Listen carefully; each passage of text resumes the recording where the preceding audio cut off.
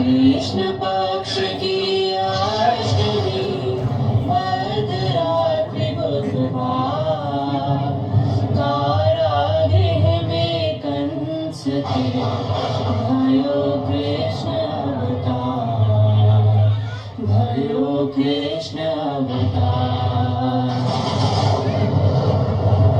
हे वसुदेव सुदेव हे बालक बालक मानव जाति का उज्ज्वल भविष्य है। इसे यमुना पार अपने मित्र नंदराय की छोड़ा। स्वामी, आप कैसे जाओगे?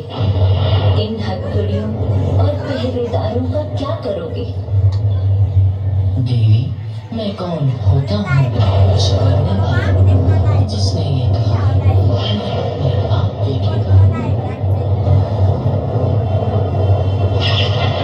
मेघ निछावर हो रहे बरसे सौ धार दमक दमक दामिनी कहे देखो मुख एक बार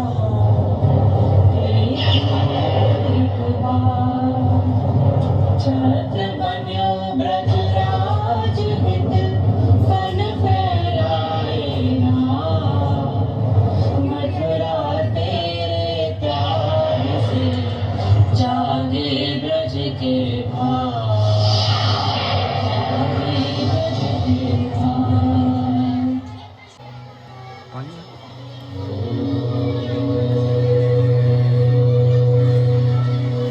अब वासुदेव गोकुल में नंदराय के घर कृष्ण को छोड़कर उनकी नवजात पुत्री को अपने साथ लेकर आते हैं। वहां गोकुल में सभी को खबर हो जाती है कि हमारे मुखिया नंदराय जी के घर पुत्र ने जन्म लिया है।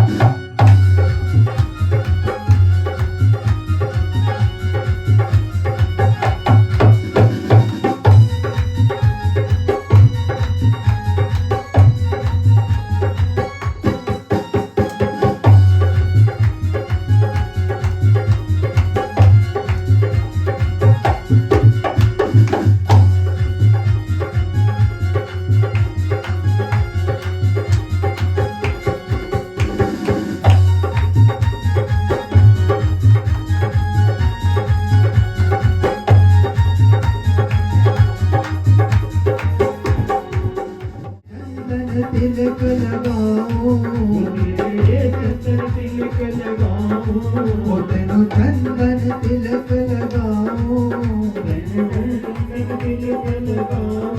वो मेरी अखियाँ दर से घड़ी घड़ी, मेरी अखियाँ दर से घड़ी घड़ी। मेरी शेरा वाली आजा, मेरी शेरा वाली आजा, वो मेरी शेरा वाली आजा, मेरी शेरा वाली आजा। तेरे भगत बुलाए घड़ी घड़ी, तेरे भगत बुलाए घड़ी घड़ी, ओ तेरे भगत बुलाए घड़ी घड़ी, तेरे भगत बुलाए घड़ी घड़ी। ओ मेरी शेरा वाली आजा, मेरी शेरा वाली आजा, ओ मेरी जोता वाली आजा, मेरी जोता वाली आजा। तेरे भगत बुलाए घड़ी घड़ी, तेरे भगत बुलाए घड़ी घड़ी, बुलाए घड़ी घड़ी, तेरे भगत बुलाए घड़ी घड़ी, तेरे भगत बुलाए घड़ी घड़ी, तेरे भगत बुलाए घड़ी, वो तेरे भगत बुलाए घड़ी घड़ी, तेरे भगत बुलाए घड़ी घड़ी, तेरे भगत बुलाए घड़ी घड़ी।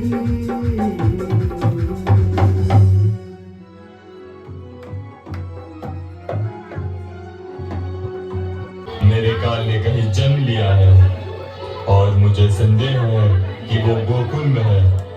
इसीलिए उस रात जितने भी बालकों ने जन्म लिया है उन सबको मार दो। आप चिंता ना करें महाराज। वो साधारण बालक नहीं है पूतना, वो विष्णु है, विष्णु। और विष्णु बड़ा छलिया है, तुम्हें सावधान रहना होगा। आप निश्चिंत रहे महाराज, मैं अपने स्तन पर कालकूट विष लगाकर उस बालक को अपना दूध पिलाऊंगी।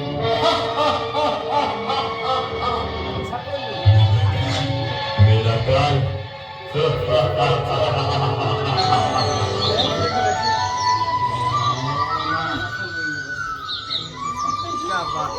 पूतना एक सुंदर देवी का रूप लेकर गोकुल में प्रवेश करती है।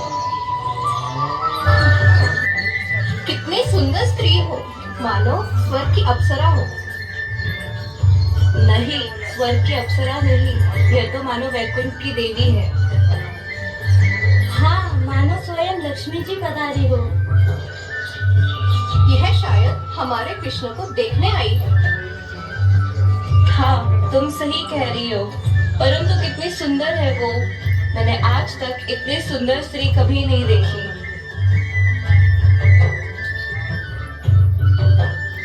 पूतना नंद महाराज के घर में प्रवेश करती है। उसकी सुंदरता देख सभी चकित हो जाते हैं। कौन है आप देवी? मैं स्वर्ग की देवी हूँ। मैं आपके कृष्ण का दर्शन करने आई हूँ और उसे अपना स्तनपान कराना चाहती हूँ। मेरा स्तनपान करके आपका लल्ला अमर हो जाएगा। सुना तुमने यशोदा? इस देवी का स्तनपान करने से हमारा लल्ला अमर हो जाएगा। हाँ रोहिणी, हे देवी, आप अवश्य हमारे कान्हा को दूध पिलाइए। यशोदा कृष्ण को पूतना को देती है।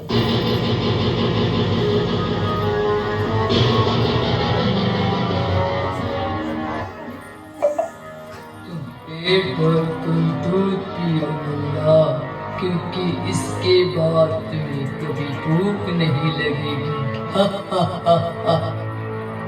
मुझे नहीं लगा था कि मैं कंस के काल को इतनी आसानी से मार दूं और कंस मुझ पर प्रसन्न होंगे। भगवान श्री कृष्ण पूतना के दूध के साथ उसके प्राण वायु भी पीने लगते हैं। पूतना दर्द से कर्राती हुई चिल्लाती है।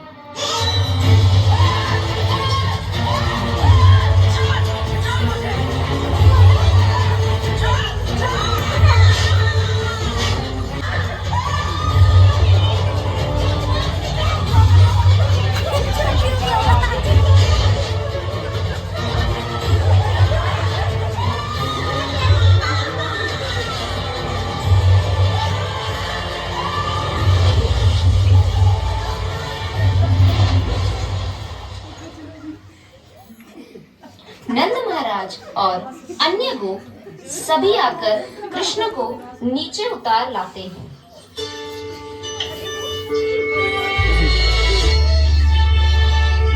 यह कौन है? यह कंस की राक्षसी पूतना है। इसके इतने विशाल काय का हम क्या करेंगे? इसके विशाल काय को हमें टुकड़े करके चलाना होगा। भैया ले लो, सुबह से बोनी नहीं हुई, सस्ते दामों में दूंगी। बोला ना, जाओ। जैसी आपकी इच्छा। फल ले लो, मीठे ताजे फल ले लो, फल ले लो। कोई नहीं है।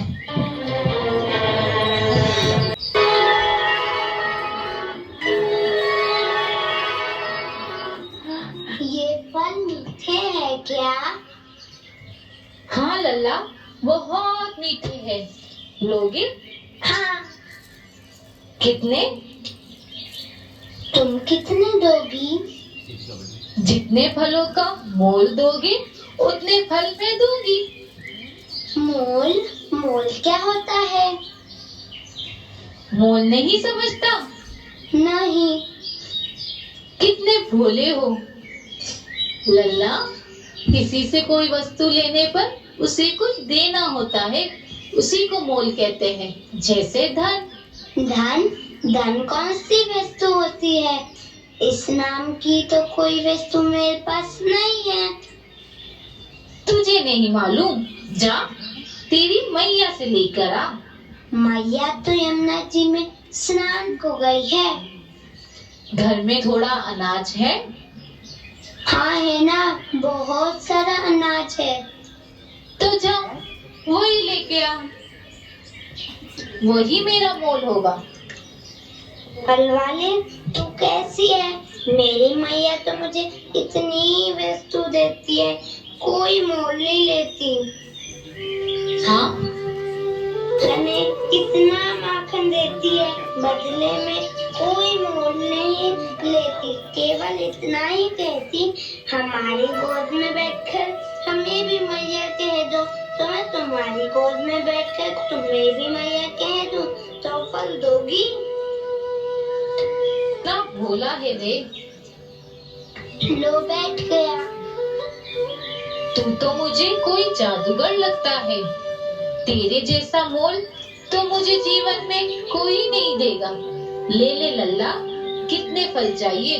मुझे तो सारे चाहिए। सारे? अच्छा ले ले। तू चिंता मत कर माँ, मैं तुझे भी बहुत सारा अनाज भी ला कर देता हूँ। अब अनाज की कोई आवश्यकता नहीं लल्ला। तूने जो मुझे दे दिया वो बहुत है मेरे लिए, बहुत है, बहुत है।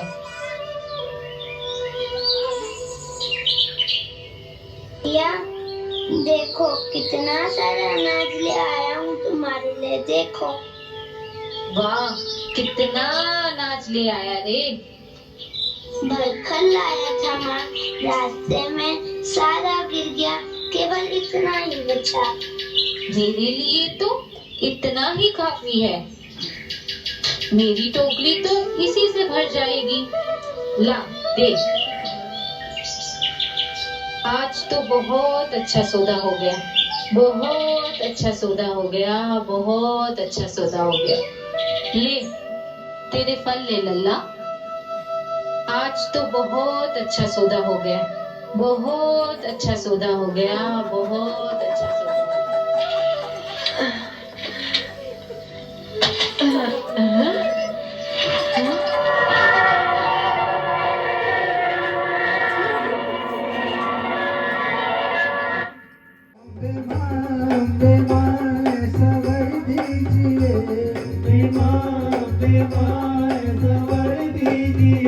मैं सुहागन रहूं उम्र भर के लिए, मैं सुहागन रहूं उम्र भर के लिए, मैं सुहागन रहूं उम्र भर के लिए, मैं सुहागन रहूं उम्र भर के लिए।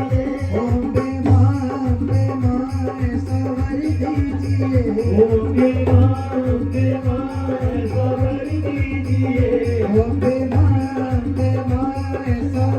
दीजिए, ओ अम्बे माँ सवर दीजिए। मैं सुहागन रहूं उम्र भर के लिए, मैं सुहागन रहूं उम्र भर के लिए, मैं सुहागन रहूं उम्र भर के लिए, मैं सुहागन रहूं उम्र भर के लिए। मेरे हाथों की बिंदिया चमकती रहे, मेरे हाथों की बिंदिया चमकती रहे, ओ मेरे माथे की बिंदिया चमकती रहे, मेरे माथे की बिंदिया चमकती रहे। ये चमकती रहे, ये धमकती रहे, ये चमकती रहे, ये धमकती रहे, ओ ये चमकती रहे, ये धमकती रहे, ये चमकती रहे, ये धमकती रहे, ओ ये चमकती रहे उम्र भर के लिए, ये चमकती रहे उम्र भर के लिए। ओ अम्बे माँ सवर दीजिए, अम्बे माँ सवर दीजिए। मैं सुहागन रहूं उम्र भर के लिए, मैं सुहागन रहूं उम्र भर के लिए, मैं सुहागन रहूं उम्र भर के लिए, मैं सुहागन रहूं उम्र भर के लिए।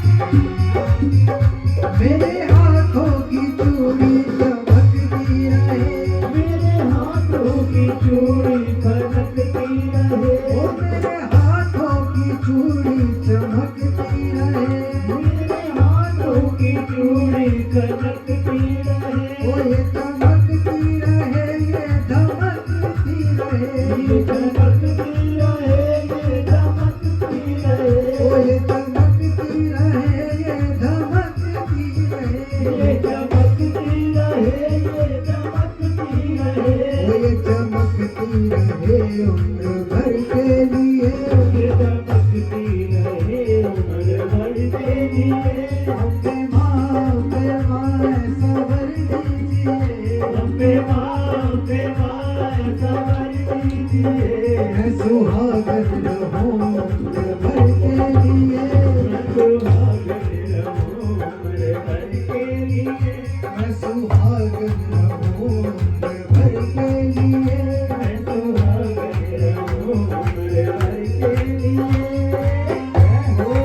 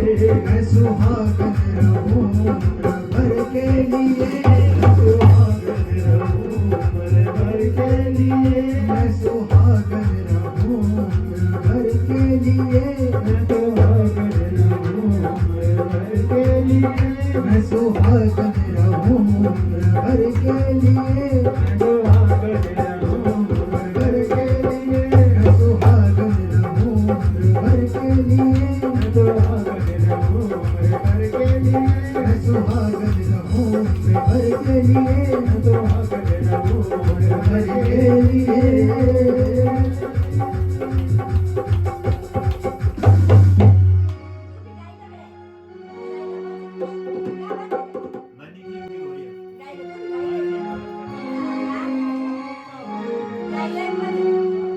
मेरे अपने नाम में खड़ी तेरे सामने, दर्शन दे जा मेरे अपने नाम में खड़ी तेरे सामने, दर्शन दे जा मेरे अपने नाम में खड़ी तेरे सामने, दर्शन दे जा मेरे अपने नाम में खड़ी तेरे सामने, दर्शन दे जा मेरे अपने नाम में खड़ी तेरे सामने, दर्शन दे जा मेरे अपने नाम में खड़ी तेरे सामने,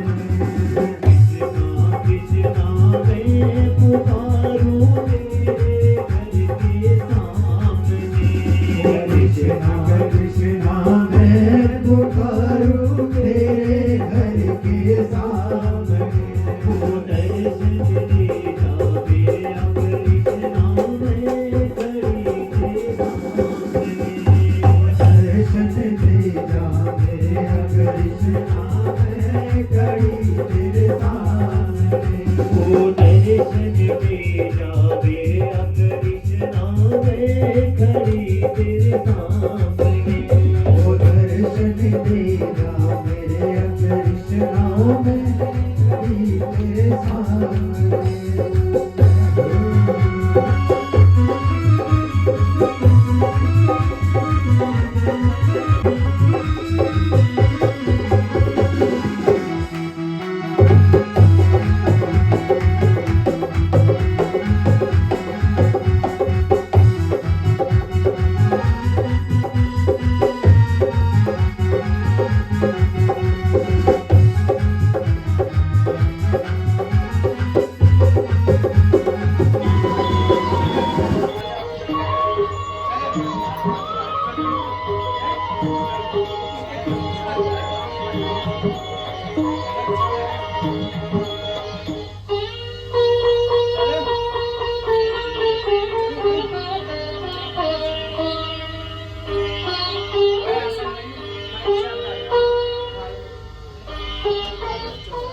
अरे ये सब क्या हो रहा है मैया? पूजा। कभी बाबा से भी पूछ लिया करो कान्हा। बाबा से काहे पूछ लिया करे? मेरा लल्ला तो बस मुझसे ही पूछेगा। और सुन लो जी ठीक से, मेरे लल्ला और मेरे बीच कभी मत आना, मैं कही देती हूँ। हाँ जा लल्ला, छीके पर से माखन उतार कर खा ले। पर पहले ये तो बतलाओ कि ये सब क्या हो रहा है? ये सब देवराज इंद्र की पूजा के लिए है मोहन। पर इंद्र की पूजा किस लिए कर रही हो मैया? अरे ऐसा नहीं कहते लल्ला, देवराज का क्रोध बड़ा भयानक होता है। मैया हम भयानक की पूजा क्यों करें? क्रोध करना तो अच्छी बात नहीं है। ये कैसा भगवान है मैया कि पूजा न करो तो क्रोधित हो जाए? पूजा करना तो प्राणी का कर्म है ना मैया, परंतु पूजा करवाना तो भगवान का कर्म नहीं हो सकता। अजी आप मुस्कुरा क्यों रहे हैं? समझाओ इसे। तुम ही समझाओ, मैं तुम्हारे और तुम्हारे कान्हा के बीच में क्यों आऊं? वैसे ये बात तो मन लगती कर रहा है। आप पिता हैं पिता, बेटे को समझा नहीं सकते तो ना समझाओ, पर भड़काओ तो मत ही। तुम्हारे कान्हा को कोई नहीं भड़का सकता यशोदा। दूसरे लड़के तो केवल गईये चराते हैं, ये तो सारे नंदगांव को चराता रहता है। बस मैंने कह दिया ना कि इंद्र की पूजा नहीं होगी। ये पूजा तो पुरखों के दिनों से होती चली आ रही है लल्ला। पूजा बिना तो जीवन ही नहीं। हाँ, जो पूजने योग्य हो उसी की पूजा करो मैया। और पूजने योग्य कौन है लल्ला? हम तो ग्वाले हैं ना बाबा। हमारा जीवन तो गौ से जुड़ा हुआ है, तो फिर हमारे लिए पूजनीय है गौ। वो हमें पीने के लिए दूध और खाने के लिए माखन देती है, तो फिर गौ को पूजो मैया। और गौ का जीवन वनों के बिना संभव नहीं है। वन न होंगे तो गैया चरेंगी कहाँ? तो उन वनों की पूजा करो मैया। जो वन न होंगे तो गैया भी ना होंगी। और यमुना की पूजा करो, जो हमारे वृक्षों को अपना अमृत पिलाती है। और पर्वतों की पूजा करो मैया, जो जाते हुए मेघों को रोककर वर्षा करवाते हैं और जिनके कारण हमारे वन हरे भरे रहते हैं। इन्हें पूजो मैया, बस यही पूजने योग्य है।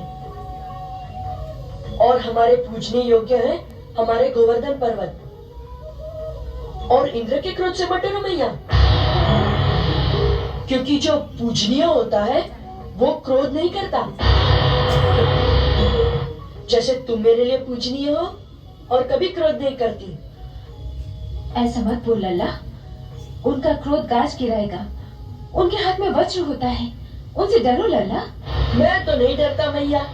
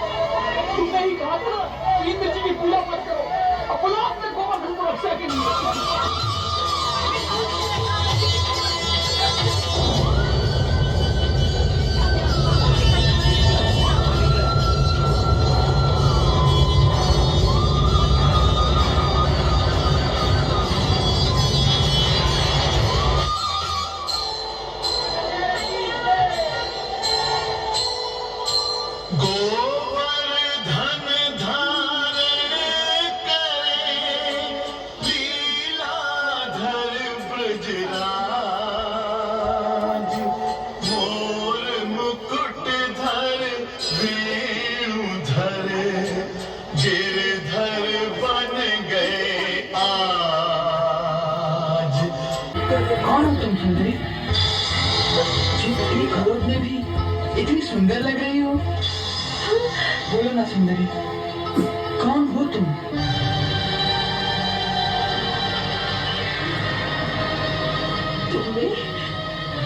तुमने मुझे सुंदरी कहा? मुझे? हाँ। पहले ये बताओ कि कौन हो तुम निर्दयी, जो एक कुबड़ी स्त्री को सुंदरी कह के उसकी हंसी उड़ा रहे हो। जिसका लोग कुब्जा कह के उपहास करते हैं, जो लोगों के तानों से दुखी होकर अकेली छिप कर सूनी गलियों से जाती है, ताकि ये घृणित शब्द बार बार मुझे न सुनना पड़े। फिर भी किसी न किसी घर से, कहीं न कहीं से ये व्यंग्यवाद तो आ ही जाता है। कि देखो वो कुब्जा जा रही है, उनके तानों से दुखी होती हूँ, उनके उपहास को सह लेती हूँ, क्योंकि ये सत्य है कि मैं कुब्जा हूँ।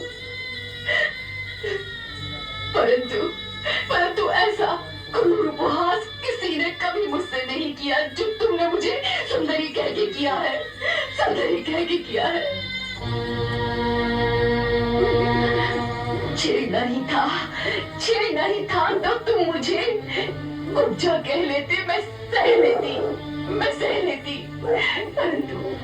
परंतु एहसास शब्द कहकर तुमने मेरे हृदय पर घाव कर दिया है। किसी दुखी दीन व्यक्ति का इस तरह उपहास नहीं करना चाहिए, जिससे कि उसका हृदय छलनी हो जाए, उसका हृदय छलनी हो जाए।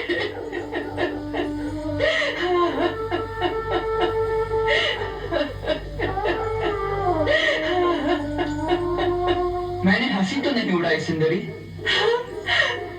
मैंने तो केवल वही कहा है जो सत्य है। ये सत्य है। एक कुबड़ी शरीर, कुरूप मुख तुम्हें सुंदर लगता है। हाँ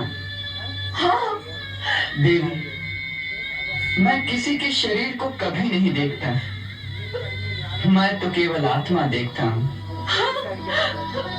तुम्हारे अंदर जो सुंदर आत्मा है उसे लोग नहीं देख सकते।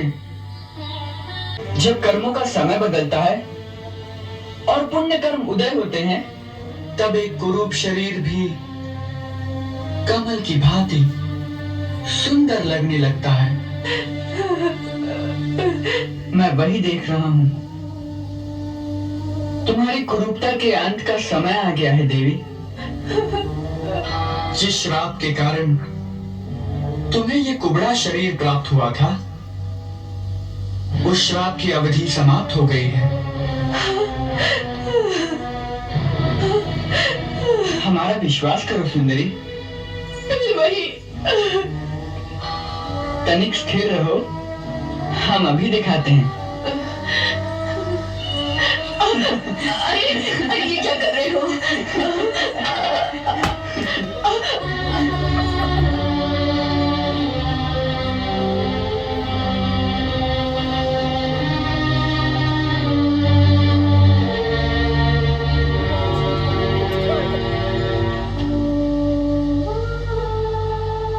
ये चंदन, ये अंगराग मैं महाराज कंस के लिए ले जा रही हूँ। सब मिट्टी में मिल जाएगा। वे तो मेरी गर्दन ही काट देंगे। जिसका हाथ मैंने पकड़ लिया हो, उसका महाराज कंस भी कुछ नहीं बिगाड़ सकते।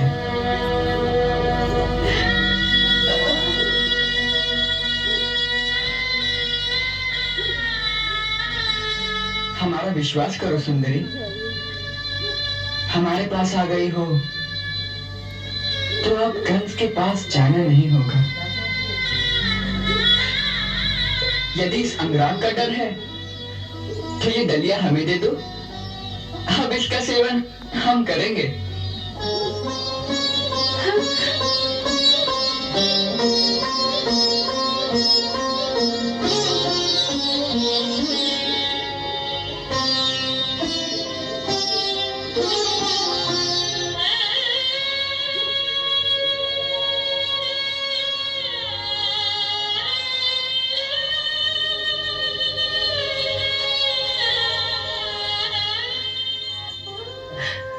कौन हो तुम? कौन हो तुम? तुम्हें देखकर ऐसा लगता है जैसे जीवन भर ये अंगराग मैं तुम्हारे लिए ही बनाती रही हूँ। अंदर से ऐसा लगता है जैसे मैं कई जन्मों से तुम्हारी ही प्रतीक्षा करती रही हूँ। हाँ, यही सत्य है। कई जन्मों से तुमने हमसे कोई नाता जोड़ रखा है, तभी तो हम आए हैं।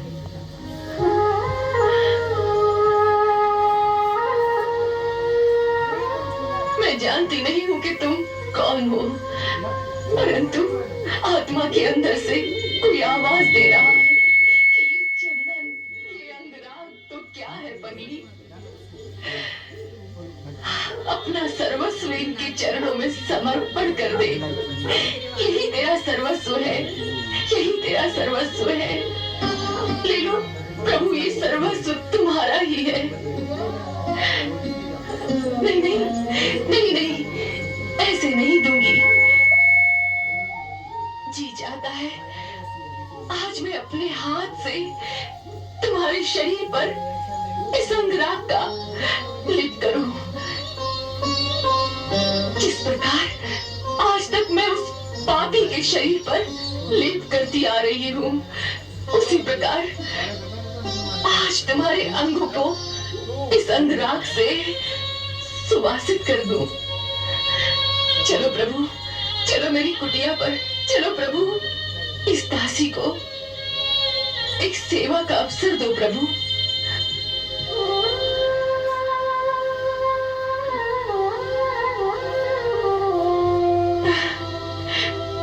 अच्छी बात है, परंतु तुम्हारे महाराज क्या कहेंगे? कहीं गर्दन काट दी तो? कौन महाराज? तुम्हें देखने के पश्चात तो अब मुझे ना कोई महाराज दिखाई देता है, ना कोई और।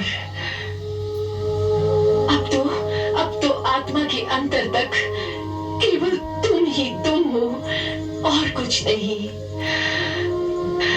एक प्रकाश ही प्रकाश है, और उस प्रकाश में जैसे मैं डूबती जा रही हूँ, डूबती जा रही हूँ, जैसे मेरा अपना अस्तित्व ही नहीं रहा।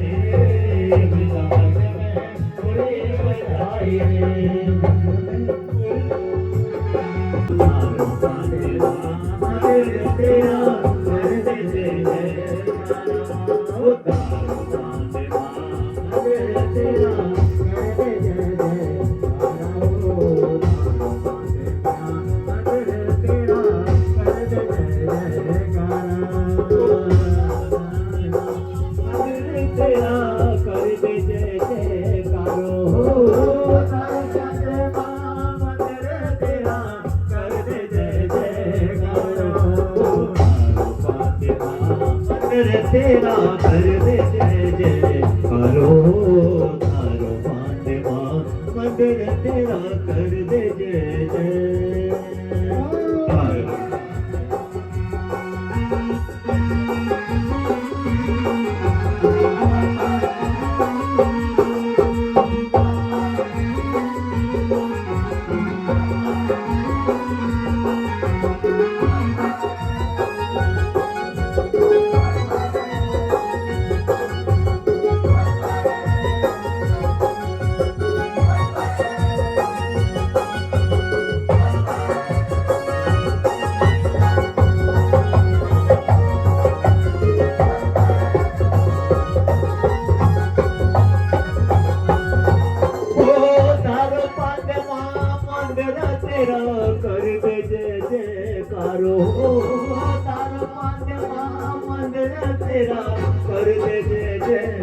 करो फातिमा मंदिर तेरा कर दे जय जय करो फातिमा मंदिर तेरा